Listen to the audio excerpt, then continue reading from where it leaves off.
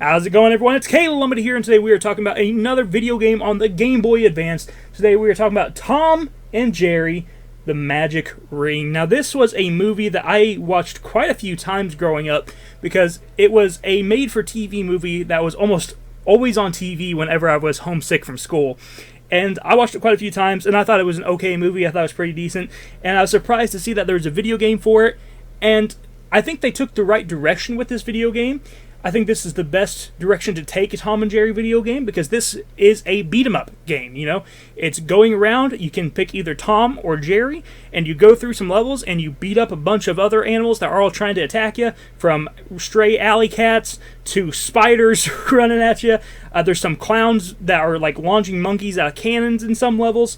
There's some interesting stuff going on in this game, and there is boss fights as well. And the boss fights are actually pretty well done.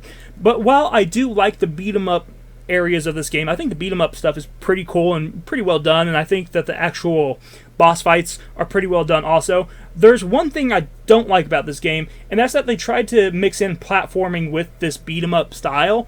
And there's not a whole lot of platforming, but whenever there is an area that has platforming in it, it just doesn't feel like it belongs in the game. Half the time you fall through the platforms and it's really hard to get your character to actually land on the platform properly because you can't just like jump onto it and move your character over with the D-pad and land on it. You actually have to jump, hold the up button while jumping, and basically keep holding it until they land, because if you don't, then it's going to register it like you're not moving up far enough to land on it. It's really odd. It's really weird how it does that. I think the reason why it's like that is because this is technically not a regular, 2D game. Like, it has, multiple different layers where you can walk around in, because it's a beat 'em up. So obviously you can walk into the foreground, you can walk into, closer to the screen. You can move your character around quite a bit. So because of that, platforming doesn't really work too well for it. It's not a deal breaker, but it does hurt the game a little bit, in my opinion. Another thing that's not a great thing about this game is that I beat this game twice. I played through it twice. I played once as Jerry and once as Tom.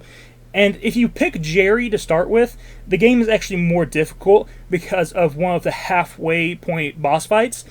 It requires you to be one of the characters and basically fight this dog that has these crystal balls around him. And if you are playing as Jerry, he doesn't have a very big area in which he can hit because he's just a tiny little mouse. So trying to hit all of the crystal balls is a big pain in the butt if you pick Jerry, and it will make the game a lot harder. However, the same level with Tom was super easy because he's obviously a bigger character. He has a bigger area in which he can hit, so it just made that level easy, and overall it made the entire game a little bit easier when you pick Tom as the starting character. Now, about halfway through the game, you will swap to the other character, but it's kind of weird because you're still, if you pick Jerry at the beginning, you're still Jerry at the end of the game when you're playing in Tom's body, but your bodies get swapped. Your brains get put in each other's body, and you're basically using the other character's body. So it's weird, but that's how it is. I believe the cartoon did the same thing when I was growing up. I think it did the same thing in that, so that's what that's based off of. So you do get a chance to play as both characters throughout one campaign, but depending on which character you pick first, it will change which character you're playing in the second half. So that's something to keep in mind as well. I do like the way that this game looks. I think graphically it's actually not a bad looking game. I think Jerry looks pretty good, Tom looks pretty good as well. All the alley cats that you're running across, and the dogs, and the different bosses and stuff that you're running across, I think they all look pretty interesting. And for the most part, the controls, other than the actual platformings, the controls for the most part are pretty good. Sometimes the punching isn't as picture perfect as I would like. Sometimes it feels like you're punching, and even though you're on the target, it almost feels like you're hitting just air. And it also does feel like sometimes the hitboxes for your characters are a little bit too big, and that can get on your nerves a little bit too. So again, this game is not perfect, and I'm not going to try to sell this as like a hidden gem or anything like that, because I don't think it's that good.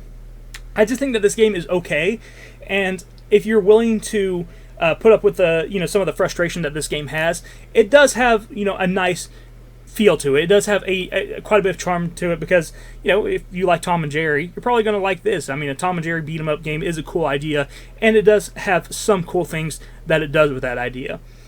Overall, I like the game. I think it has some cool stuff going for it. One thing I do like is that, just like in other beat 'em ups, you can pick up different items and use them to attack the enemies. You can pick up eggs, you can pick up watermelons and throw them at the enemies. You can pick up like milk bottles and throw them at the enemies. You can pick up baseball bats and all sorts of different stuff, and you can use that on the enemies just like you would in a regular beat 'em up. So they did a good job with that stuff. That's some of the stuff that they did a really good job with. This is a very mixed bag of a game. It has a lot of good and a lot of bad. It's not perfect, but it is colorful, it is bright, it is nice looking, and it's a Tom and Jerry video game where you actually get to use a lot of violence, just like in the old cartoon. So what's not to love about that? So there's the positives for it. I picked this game up for around $6. I think for $6, it's probably worth a playthrough. I wouldn't go. This is one of those games where I wouldn't spend probably more than $10 for it. So if you can find it for under $10, that's probably a good deal for it.